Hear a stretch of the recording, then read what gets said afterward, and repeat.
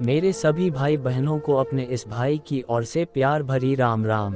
मेरी कामना है कि बाबा लाल दास आप सबके जीवन में सुख समृद्धि और शांति बनाए। मेरे इस चैनल का एक ही उद्देश्य है कि मैं बाबा लाल दास की महिमा को संसार के कोने कोने में पहुंचा सकूं। छठे भाग में आपने पढ़ा कुंवर साहब की मृत्यु लोक में आने की तैयारी। अब आगे बाबा लाल दास ने भगवान का कथन स्वीकार कर मन ही मन विचार किया और घर पर सुनाया।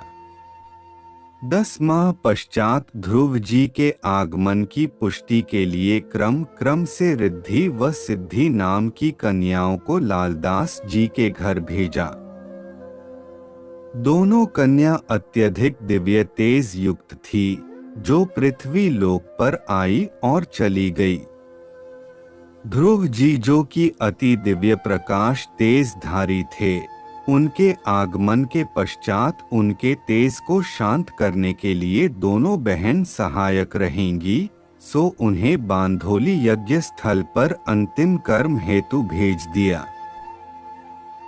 समय अनुसार ध्रुव जी भोगरी जी की कोख से 18 माह गर्भ में रहने के पश्चात अवतरित हुए। ध्रुव जी का नामकरण कुतुब जी के रूप में हुआ। इनके जन्म पर घर के आंगन को गाय के गोबर से लीप पोत कर दीवारों तथा आंगन में सुंदर मनमोहक रंगोलियां मांडने सजाए गए व मंगलगान हुआ। कुतुब जी को अपने कौल करारों की पूर्ति में पिता के दर्शन प्राप्त कर 18 दिवस इस धराधम को धन्य कर वापस बैकुंठ गमन करना है। लालदास जी इन वचनों से भली भांति परिचित थे। माता भोगरी द्वारा परिवार के बीच रसगन में मंगल उत्सव मनाया जा रहा था, लेकिन संत जी नगला में साधनारत रहे। वे जानते थे कि मेरे आंगन को महकाने वाली साधारण विभूति नहीं बल्कि वह तो भक्त ध्रुव है, जिन्हें कौल करारों के अनुसार पिता के दर्शन करते ही जाना है। इसी कारण संत जी जानते बूझते हुए भी मंगल उत्सव से दूर रहे। 18 दिनों की अवधि पूर्ण होने से पूर्व पिता के दर्शन लाभ की लालसा के कारण तथा इस धराधम पर रहने की अवधि पूर्णता की ओर अग्रसर होने की स्थिति में कुतुब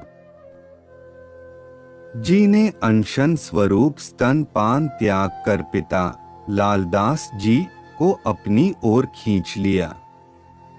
18वें दिन संत जी अपने साधना स्थल नगला में साधुओं के साथ हरि गायन में लीन थे। तभी संदेश वाहिका ने कुतुब जी द्वारा स्तनपान बंद करने की सूचना दी, परंतु संत जी तो सर्वज्ञ थे। बात के मर्म को समझ रसगन की ओर चल दिए। रसगन पहुंचने पर पिता पुत्र ने एक दूसरे को देखा, कुछ वार्ता हुई और कुतुब जी के प्राण पूर्ण अंश परमात्मा में विलीन हो गए। संत जी की कामना थी कि दिव्य शक्ति कुतुब जी का अंतिम संस्कार संत संप्रदाय के परंपरा अनुसार किया जावे, जिस हेतु अपने शिष्य इतवारी साध को इस कार्य के संपादन का भार प्रदान किया।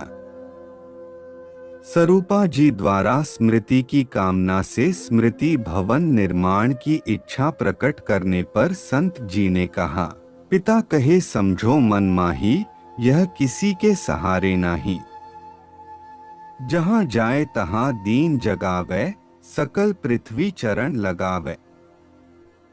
इतवारी साध द्वारा संप्रदाय के सिद्धांतों का पालन करते हुए अंतिम संस्कार की सभी क्रियाएं नहलाना, धुलाना, वस्त्रादि पहनाना आदि जो आवश्यक था संपादित की गई और स्वरूपा जी ने कुतुब जी को पालने में लिटाकर साध